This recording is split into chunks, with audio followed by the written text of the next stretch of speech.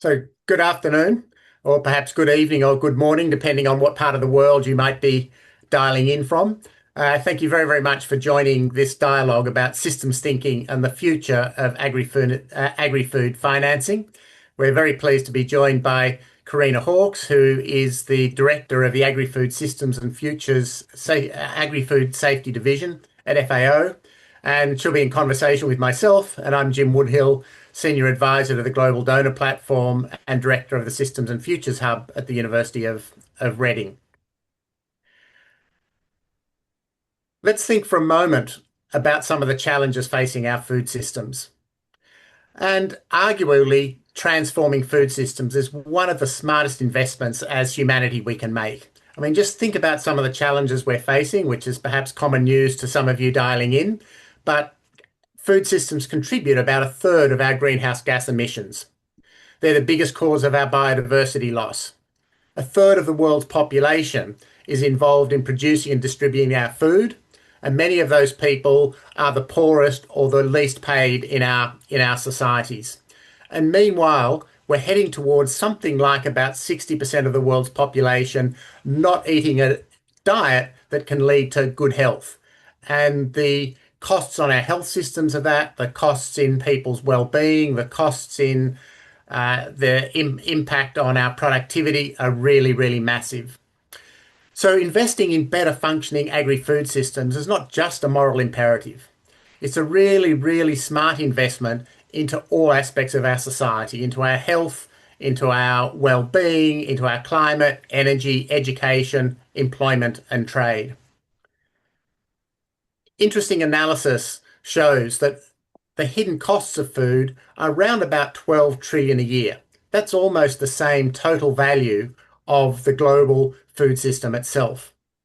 Yet to bring big transformations in the food system, the Food and Agriculture Organization estimates that we need to spend somewhere in the order of 1.4 trillion a year. Now, that might sound like big figures, but that's only a small fraction of what we're spending globally on food in each year.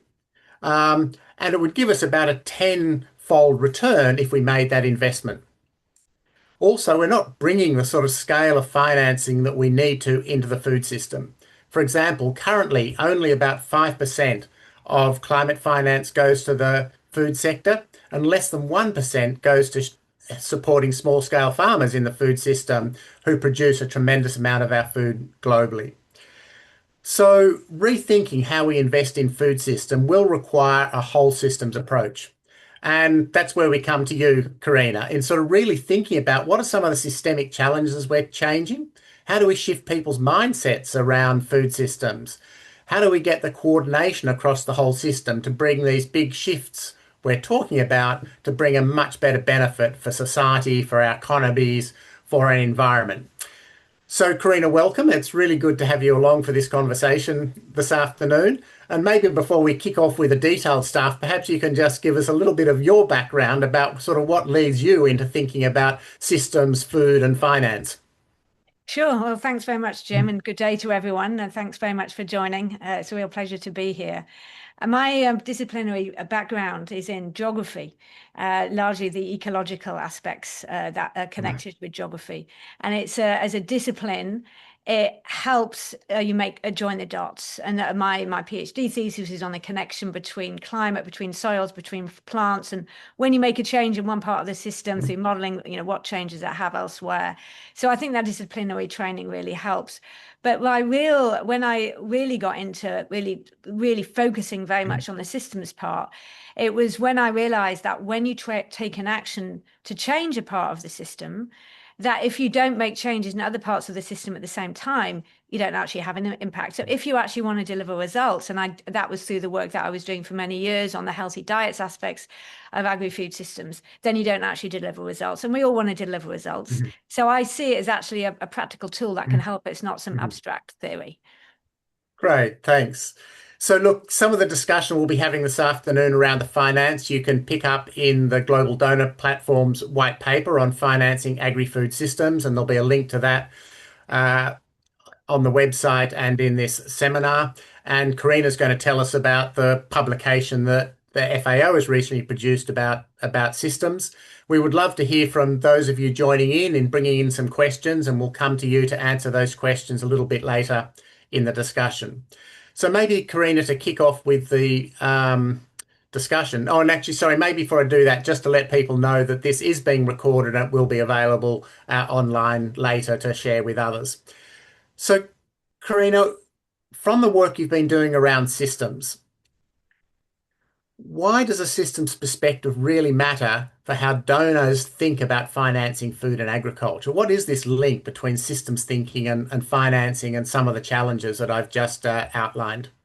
Well, it comes back to the desire for finance to actually make a difference. So if by recognizing the interconnections, embracing the complexity and interdependencies in agri-food systems, you can actually make smarter choices about financing. That's the top line answer, because when you, as I just indicated, when you take an action in agri-food systems, the results depend on the multiple interconnected parts of systems moving forward together. So that means that if the change is going to have impact, they also need to be resourced together. It's not like you have a project or a policy over here doing one thing and then the financing separately. The financing needs to follow those interconnected parts and make sure that they're funding them together. And you mentioned the report that we produced, FAO report on transforming food and agriculture through a systems approach. If I may just share a quick example, we used the example from El Salvador, which is a project published by the Inter-American Development Bank. And it was about building climate and economic resilience into coffee supply chains in El Salvador. And rather than just saying, okay, here's a variety of coffee that farmers go plant it, which was actually the origins of the project, they had to fund a whole portfolio of actions, including who's making decisions. So there was gender empowerment issues that were being funded.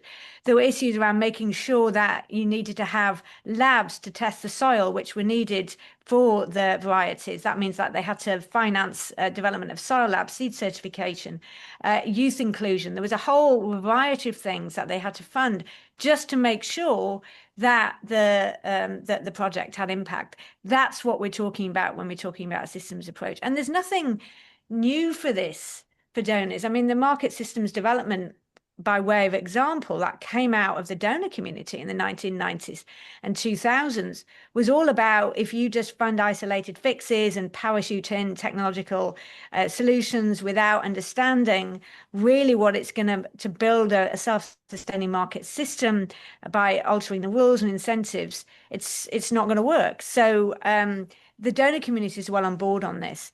But I've got a couple of slides actually that I wouldn't mind showing, Jim, that I emphasize is really how we can learn and move on from that. So let me Yeah. just quickly. No, that would be great. And I think these are coming from the report on systems and food systems that you've produced, and that's a really good read. So I can really suggest people get hold of that document, which is in the web chat, and have a good look. Thanks. I mean, we see it as an opportunity. I mean, you've got the lessons that have been learned already by donors about how to design an effective project and program by resourcing different parts of the system. But the situation now, and you highlighted this in your opening comments, is a very different environment where we are expecting so much more of agri-food systems. We're expecting them to give young people jobs, to solve climate change, to support gender equity, to produce enough food, healthy diets for everybody, and so on. We're expecting our ambition for agri-food systems is so much higher than it was before. And yet there's all these problems facing agri-food systems like climate change and geopolitical fragility and so on. And at the same time, we have this shock to the development financing landscape with less money. So this is the opportunity. It's a powerful incentive to use financing more strategically and coherently. And that's why we need to say, okay, what can this systems approach, what can this systems perspective offer? And this is just defining what we mean by a systems approach, a way of thinking, acting, and working together that considers the interconnections among components outcomes across agri-food systems and interrelated systems. So it's about making sure that we're not fragmented, but we're considering all of these interconnections. And the opportunities that we have, if we look at that, take that definition and think about this incentive from the huge ambition and yet dwindling resources, and you're like, how do we converge these two opposing trends, if you like? There are three really important opportunities. And the first one is around improving alignment and reducing fragmentation. I mean, here at FAO, I was doing some work with a colleague recently, talking about our work in Zambia, and apparently there is 8 projects in Zambia relevant to one of the national priorities, which is the soybean value chain. 8. So think about if you could actually bring those together and really make them work together, about how much more impact you can have. The second opportunity is to increase the flexibility of the development financing mechanisms, because again, that we see that if there isn't flexibility in the system, and yet the interconnections of the system means that systems are inherently dynamic, you take an action in the system, it has an impact that you don't expect, and then if you've got a very strict log frame approach, you can't change it.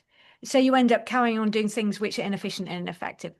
Then the third opportunity is to really start to think about, and this is challenging because of accountability mechanisms, which I will understand, which is to try and shift from these brief funding cycles to longer term sustained investment.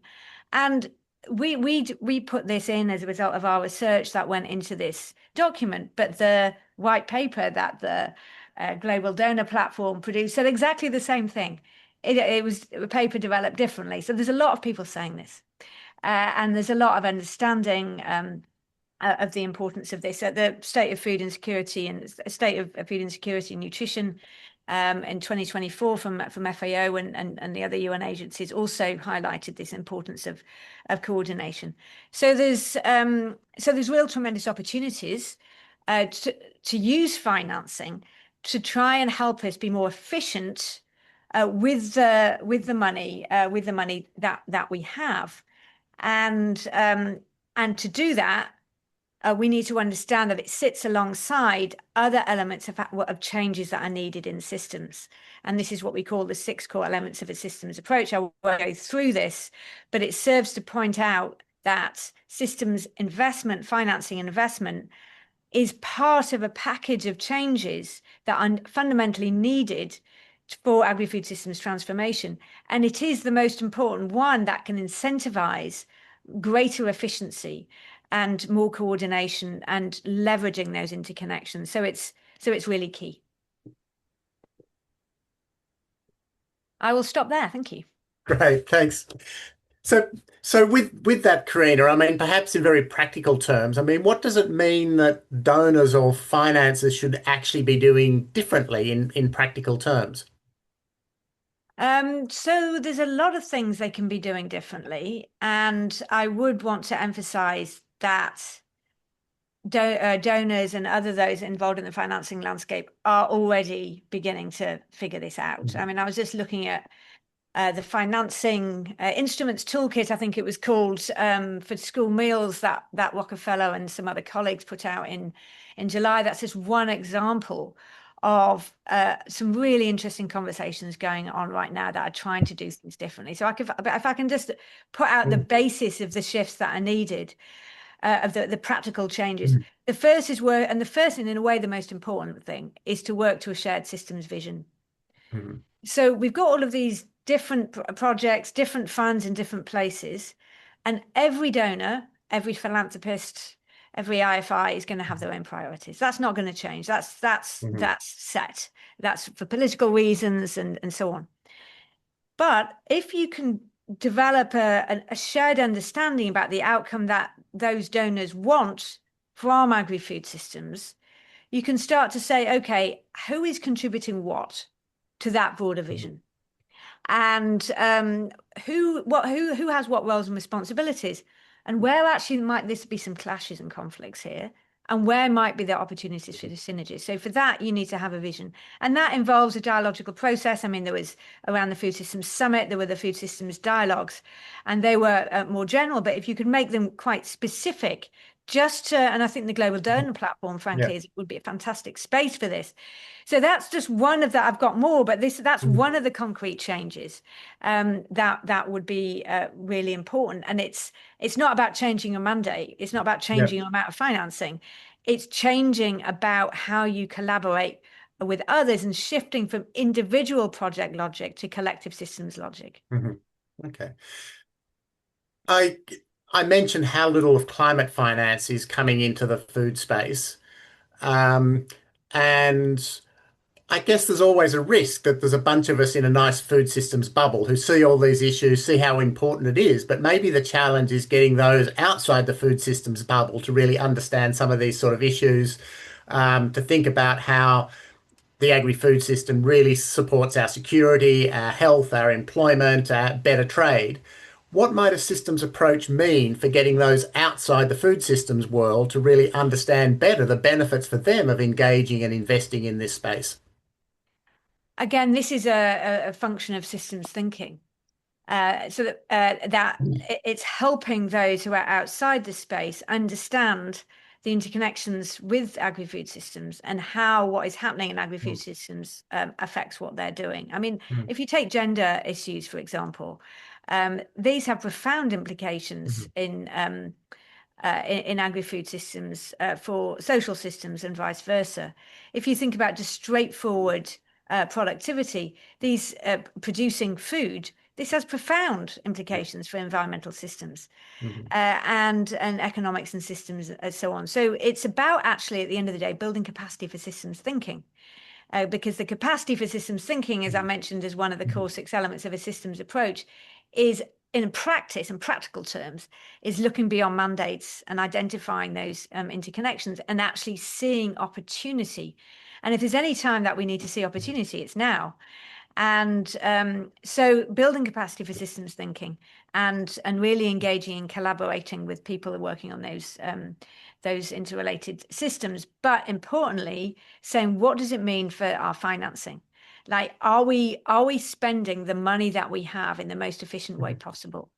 Yeah. And for those of us, those practically everybody who is saying we've got less money and we need to do more, which is the fundamental, issue that more coordinated financing can help resolve, then then I think that's why the financing always needs to be part of the discussion. Okay. And opening up the discussion with the finance sector, I guess, beyond the food realm is Yeah. obviously critically Yes. important. Absolutely. So Yeah. I was interested to see you had mindsets there at the top of your list. Mhm. But I mean, if you think about somebody working in the finance sector, what sort of mindsets do they need to engage in this? And what, yeah, what would be a few things that a systems thinking financier would have? What would be the system skills in practice that they would have?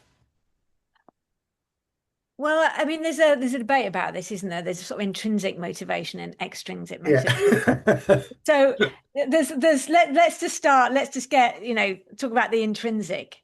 I mean, but commitment to the agenda does help.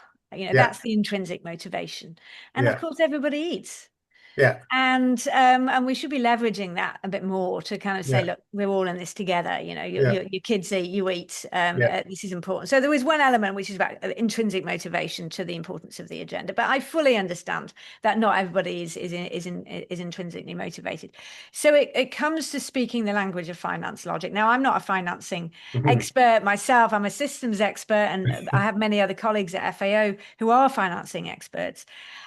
Is understanding what that logic means. And Mhm. so just say if you've got things like risk returns, Mhm. short-term imperatives to show results, Mhm. and accountability mechanisms, what is it that they actually really care Mhm. about and Mhm. what's important to them? And speaking that Mhm. language. And that's why I'm here deliberately, because I am not a financing expert, Mhm. because I think the financing experts need to be speaking to the systems experts and Mhm. vice versa. And that's the way that we'll learn to speak others' language, and we'll understand, okay, what's really going to Mhm. create Yeah. a motivation which is intrinsic from a financing perspective, not just because it's the right thing to do to address climate change Yeah. and support healthy diets and so on. Yeah. So that brings us an interesting thought back to the whole idea of incentives. Hmm. And you've used the word motivation quite a few times. And my understanding of systems is, you're trying to say, can you play with some of the fundamental incentives in the system to Hmm. drive a more big systemic change? So Hmm. what would be your answer to how you think about how systems can help us, or systems thinking can help us to better understand the fundamental incentives, and how can we change some of those fundamental incentives that are at the moment, quite frankly, driving the system in the wrong direction? I think it's a great question. And I think when we're thinking about incentives, we should actually see that the way that money is already spent in agri-food systems as one of those powerful incentives. It's not the only Mm. one, but it's an important one. I mean, there's public financing in systems, and there's private financing in systems. Let's just look at where private money is going. I mean, as I said, I used to work on this issue of healthy diets, and how food systems and agri-food systems were behind them. And we see that powerful economic actors have Mhm. the incentive to take all the goodness out of the food that is produced by our farmers and put it into junk food, which is not helping anybody. It's not Mhm. helping our health. It's in fact, it's creating really high externalized cost. You mentioned about the true cost Yeah. data earlier. That actually the largest bulk of that actually comes from unhealthy diets and chronic disease and so on. So when you step back from that, you think, are these just bad people doing bad things? No, they're people who are responding fundamentally to these economic incentives, whether it's low cost ingredients, to business models that favorably quarterly Mhm. earnings targets. So then you say, okay, how can we actually change those incentives? You have to use a mix of policy instruments. You can use some regulation, which can be very difficult Mhm. in certain contexts. It's very difficult in any context, to corporate governance around what corporate governance looks like. You can look at how you are putting the cost, internalizing some of the external the costs of producing very cheap ingredients. There's a whole different set of policy instruments that can be Yeah. used to change those economic incentives. But I just want to share an anecdote that a colleague of mine who works in sustainable Mhm. finance, Stephanie Walton at Oxford, was telling me the other day. And she was saying about how good money can follow bad money. Mhm. So you've got this money that's being spent on actually making the world unhealthier, and that as a result of incentives in the system, and then it becomes a vicious cycle. She was saying about how she was hearing from investors that they were saying that they wanted to invest in potato chips because they have good risk returns. So that then creates this vicious cycle where one set of economic incentives is then reinforced by further investment. Mhm. And it's like breaking that cycle. That comes back to your point about how do we then engage with the finance community to say, we need to change. And that comes back to the metrics that the finance community speak to. So there's so many different conversations that can be had, and there were some exciting conversations going on at NE and other initiatives that are doing this. So this is an example about how incentives can create bad behavior, which Mhm. is then reinforced by further incentives, and it's breaking that lock-in, which is so key. Yeah. I mean, we often hear systems analysis or sounding a bit technical. Hmm. But what I'm also hearing from you is that it's got a lot to do with our motivations, our identity, who we align with, etc. So, I mean, Yeah. what's some of the more sort of soft side of thinking about systems and how that influences people's behavior? And if we really want to sort of get people aligned, building trust, making different decisions, how can this whole systems thinking help us engage in that space? Absolutely. I mean, one of the key aspects of building capacity for systems thinking are these human leadership skills. And in Yeah. the latter part of the report, we talk about how one of the barriers to adopting these kinds of approaches is the lack of reward for leadership skills, which are focused essentially on Hmm. relationship building, on Hmm. trust building, on the ability to listen to people who you profoundly disagree with, and still Hmm. have the ability to move forward, the ability to find common ground. And as I said, trust is absolutely key. So this element of building these what are often called soft skills, but I prefer to call them hard skills, is an important part of this, and that's why we have the systems thinking mindsets that see systems is really is the foundation for a systems Mhm. approach. It's why I was lucky to study geography all those years ago, Yeah. because it kind of not all the leadership skills, that's something different, but just the ability to see those Yeah. interconnections, Okay. which is Oh, so important. we have a little bit of a common link there. My study was also around geography at one point, um, but I mean, can systems thinking lead us to be a little bit naive about the power in the Hmm. system? So you've just talked about, unhealthy food and chips, and I have to say I do like my packet of chips every now and then, even though that's way too salty for my blood pressure. But um, there is, of course, a lot of money in less healthy food. There's a lot of power associated with that. There's a lot of lobbying. So how do we use systems thinking to tackle some of those power imbalances in the system to, perhaps move towards the broader common good? And how do you see that flowing into changing the whole incentives in the finance system behind food? Yeah, I mean, yeah, let's not be naive. You're absolutely right. These powerful vested interests are there, but it's not only these big companies. It's gender inequality is a profound power Hmm. imbalance, and exploitation of slave labor in agriculture is a power imbalance. So I think the key point here is to say that, and we put this in the report, an inherent characteristic of systems is that they're full of power dynamics because they are full of people. So I think it doesn't say, oh, let's hide these power dynamics. A systems approach recognizes that an explicit and absolutely inherent characteristic of systems is it's full of power dynamics. So a systems approach actually encourages Hmm. us to be open about that and not try and make it the elephant in the room, but to try and make it, yes, this is just Hmm. normal. We're Yeah. part of a system, therefore, as a power dynamics. Let's not get obsessed about it. Let's not think it's something to hide. It's just there. And that's why, as part of systems, the systems knowledge part of the six elements of a Hmm. systems approach, that's why political economy analysis Hmm. is so fundamentally important. Hmm. Because when you're thinking about how to change a system, you have to think about what's blocking the change. Like you're trying to move Hmm. something and something just won't move. Yeah. And you're trying and political economy analysis can help with that, and really understand why it is that there is so much resistance to change. So a really good political economy analysis can help us think actually much more systemically, much more deeper than, hey, these are the bad guys, and Hmm. I mean, that's there is an element of need for advocacy here, of course, but to really understand the deeper incentives Hmm. in the system. So that's really the knowledge part.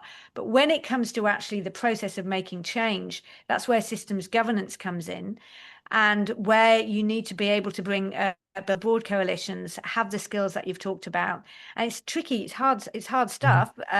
But then also you bring the financing in there. And this is where things get Hmm. interesting, and saying, what actually are the hard financial incentives that can actually really change this behavior? And bringing that alongside the governance, which is more discursive Hmm. and distributed leadership, bringing that alongside the thinking and then the knowledge that comes into that. It's not easy, but that's why we're so committed to the six elements of a systems approach, because you put them all together and you start to see change. The point is, if you miss hard financial Yeah. incentives off that, you just have lots Yeah. of conversations. Yeah. That's Yeah. why we need to combine all of these different elements. Great. I can see a few questions coming in here. I'm going to pose a few of those at the moment, but let me just open it up and welcome any questions from anybody. And if you'd even like to put your hand up and personally ask a question, you're most welcome to do so. And this is a super fascinating discussion, Corinna. I think we could probably go on for hours, but we actually only have another 15 minutes or so. But hopefully, this is a taster to get people interested in looking at some of the material that we've been talking about. Are you a patient person? Me, Yes. not Sorry, especially. this is leading towards a question, but Not especially, no. No, because Dave Bosley's just asked a nice question here. And, I think this comes to the whole question around how do you build trust? How do you gradually change mindsets? And that's saying, some of the sorts of things that we require do require a 10-year time frame. It really is a slow process. I guess you need something around, what we would call patient capital. We know that sometimes those in businesses aren't necessarily very patient. They want to be a bit entrepreneurial and see something happen yesterday. And we know donors want to fund something for 3 years, if not 1 year. I mean, how do we shift this whole system so that it can be a little bit longer term, help to build some of the underlying foundations that are needed if you really want to shift systems? Yeah, I mean, this is vital, and this is why one of our core shifts in the financing landscape that's informed by a system perspective is to go to this longer term perspective. But as soon as you start to do that, you find out there are reasons that there are all kinds of Mm, reasons why it can't be done. mm, So donors have to report back to their political masters. There are reasons why you need to have short-term accountability cycles. There are all of these disincentives in the system to doing mm, that, and there is a reluctance to fund long term when you're a bit concerned about about what happens if it doesn't work, and there might be a political mm, change. And this shift to long term and mm, yet this shift to long term is fundamental. So I don't have the answer on the spot because I shouldn't have the answer. The answer will come from actually engaging with those people involved in financing and investment and saying, look, mm, what is disincentivizing you from longer term financing? We know on the private sector, it's those quarterly earnings. mm. That's really is a big disincentive Yeah. for going longer term.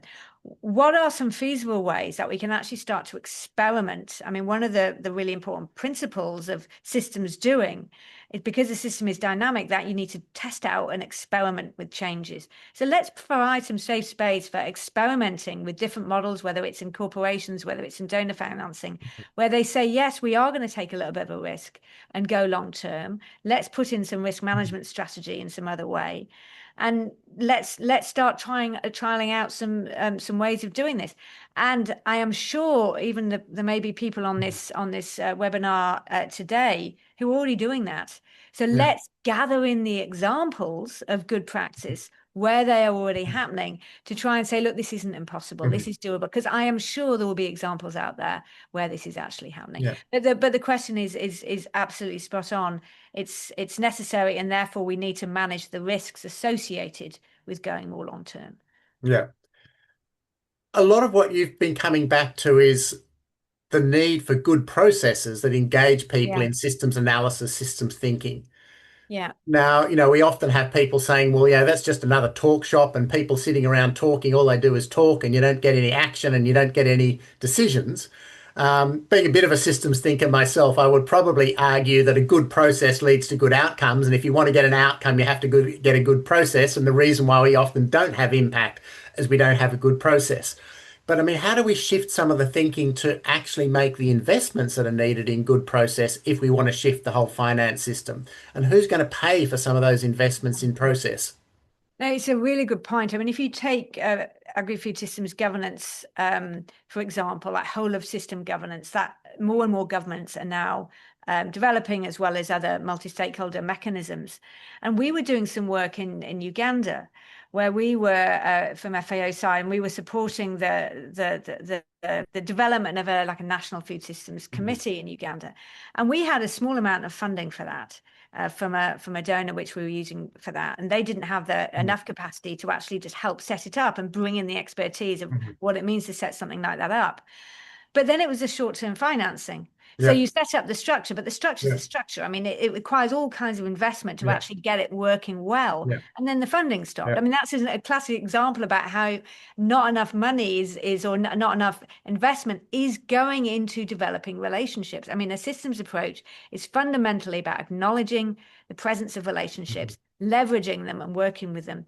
So we need to have more investment in that. And I'll tell you an example from Sierra Leone, which we include in the report, when the president himself set up a presidential council on food systems. mhm, And I was talking to the Minister of Agriculture, who's a part of a panel I was on, And he said that he came and he wanted to increase productivity of rice because that was a national Mm. Yeah. development priority. And the environment minister came in and said, but hang on a minute, if you do that, you're going to undercut our plan on deforestation. So they actually pulled systems knowledge in. They found they used soil suitability maps to Mm. try and say, okay, we'll protect this, but this potentially could be converted. And that's an example about how you actually start to bring people together. You say, oh, I didn't realize that. That I Yeah. didn't. I'm just focused on my own goal. I've got Yeah. my own metrics.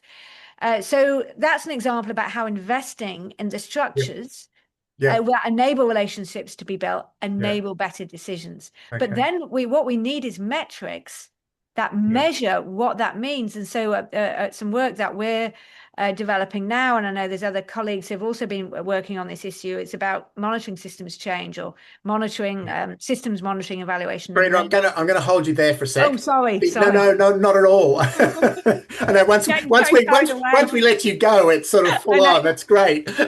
But no, we did invite a few people to put up their hands if they've got a question. So let's honour that. And I think we've got a question from Roy from FAO in Zambia. Roy, would you like to ask your question? Hello, can you hear me? Yes, we can hear you. Oh, okay. Thank you so much for such an interesting discussion. My name is Roy. I'm not in Zambia. I'm actually in Somalia. I'm a Oh, food sorry. systems. Okay, mistake in the No, Q&A list here. no worries. I'm a food systems coordinator in the UN Coordination Office in Somalia, and I'm following this conversation. And as usual, I enjoy listening to both of you, Jim and Corinna, in your conversations. So thank you so much for bringing the aspect of the political economic analysis. I think it also brings an important aspect of the role of institutions. To what extent can we strengthen the functions of institutions? Because if you look at the bottom of the pyramid in most of the developing countries, I think this is where the issue lies, where we need to look at the three variables: the ability, authority, and acceptance of the interventions that can be prescribed in order to develop these systems. So that's my first point, underlying the role of institutions. And then my second point is on the title of the publication. I'm tempted to prefix agri-food finance with sustainable food financing, agri-food financing, sustainable because we are looking at the interconnectedness of a number of complex subsystems.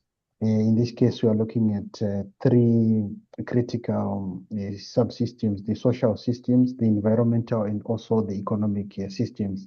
To what extent can we blend and come up with a sustainable system that also looks at the risks that prevails in different sectors? For example, if Thank you, Roy. I might let Corinna have a go at the questions you've asked because I'm just watching okay, time here. We only okay, have a few more okay, minutes, okay. but thank you so much for jumping in and asking such fascinating questions. Corinna, can you give us a Yeah, response to that?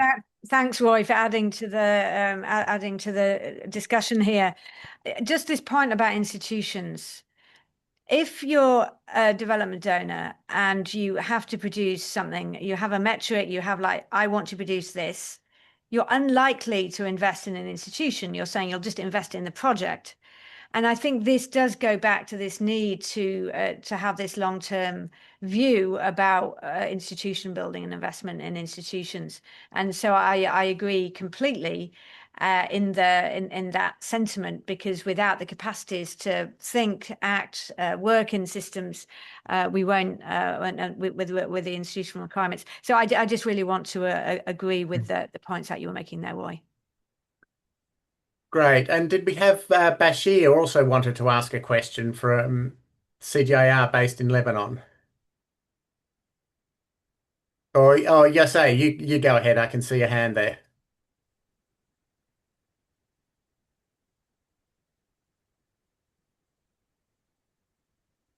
Yes, do you want to go ahead?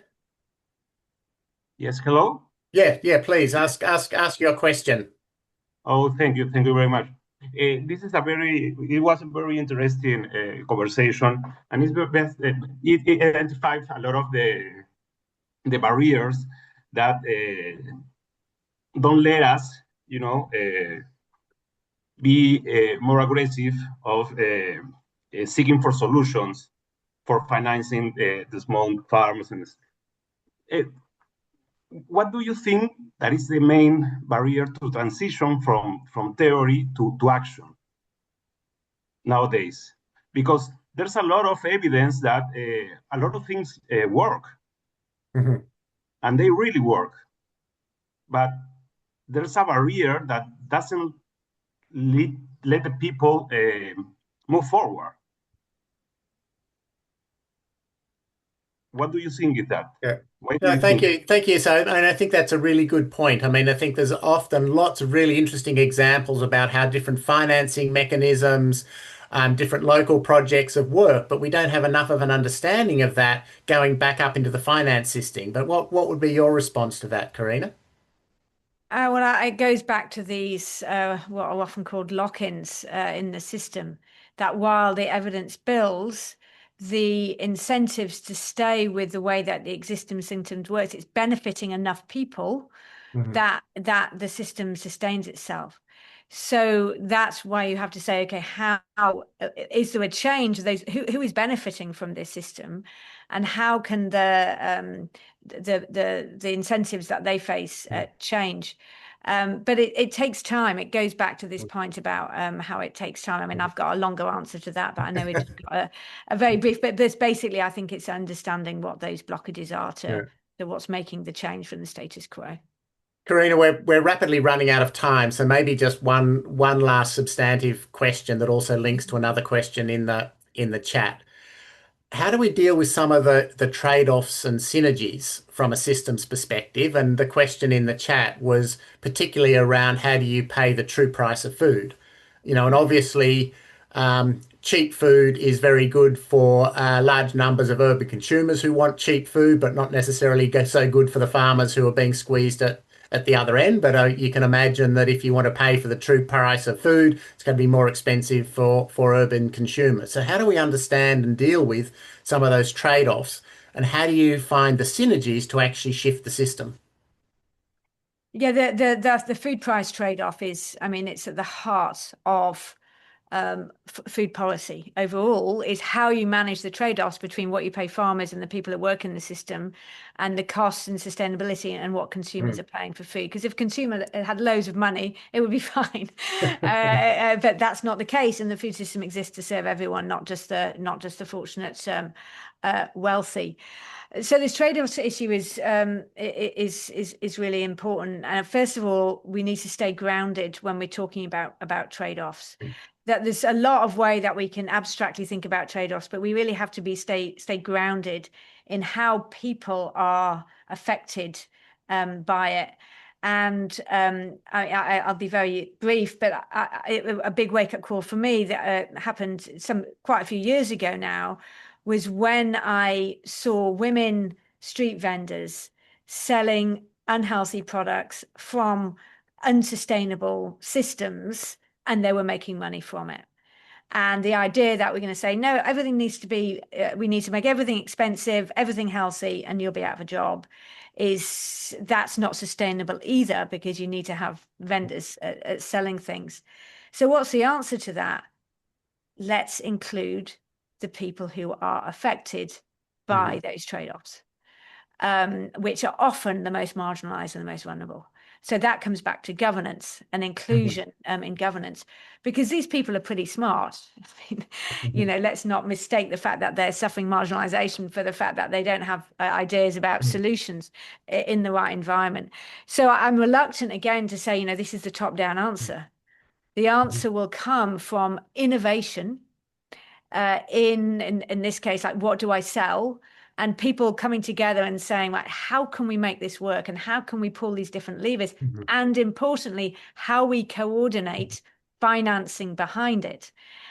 which is really important. But the issue about what it costs for consumers also has to be an important part of that. So we can't sell things that consumers can't afford, but they also may be more willing to pay more if other circumstances are in place. So it goes back to the point that I made at the beginning, understanding the different parts of the system that need to be connected and need to move together to deliver results. I mean, if we're spending money, we want to deliver results. So it's going to take longer. It's going to take more relationship building and trust building, but it's more likely to be effective. Let's go out there and test that and invest in testing that. And I think we'll get further. So no instant answers, but goes back to the process that you follow to get those answers. Corinna, thank you very, very much. I think we're getting pretty close to time. If you had a magic systems wand, what would be the one thing you would wave your wand at? Mindsets. Really, Yeah. to have a mindset where everybody cared about everybody else and everybody was able to see that actually they would benefit.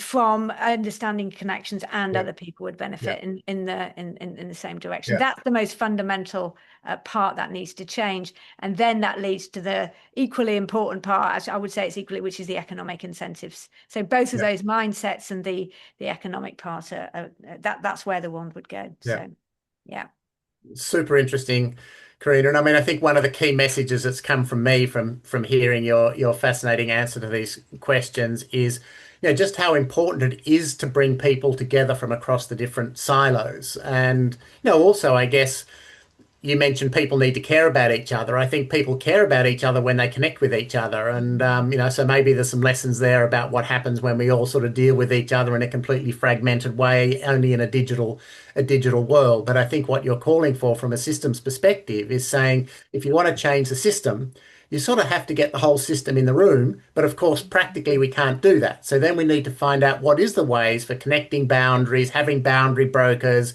getting people into the right sort of dialogue at the different sorts of skills and investing in that process, but with some very clear ideas about the implications of that for getting a finance system that can work fundamentally different, and I think can really link from the agri-food sector into other areas of society where perhaps at the moment it doesn't. So look, I'm sure we could continue this conversation with questions from the audience for a lot longer, but hopefully that's dipped our toes in the water about systems thinking and finance.